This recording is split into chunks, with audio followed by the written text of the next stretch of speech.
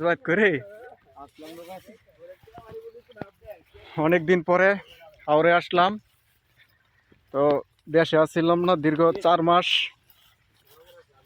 তো আজকে দেশে আয়া হাওড়ে ঘুরতে আইছি।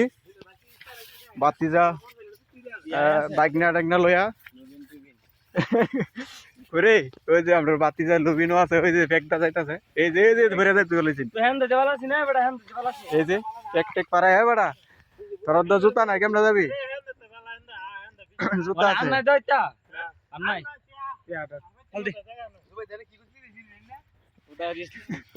এই যে অনেক মায়ের দিছিলাম ফেক মানে কাদা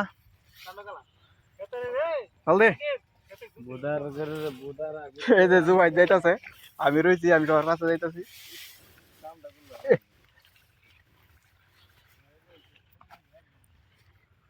কিছু করার নাই, হাওর যেহেতু ক্ষেত খামার, এ কারণে পেক কাটা থাকে, যে স্বাভাবিক। দেখুন সবুজ শ্যামলি ধান ক্ষেত, হাওরের প্রাকৃতিক।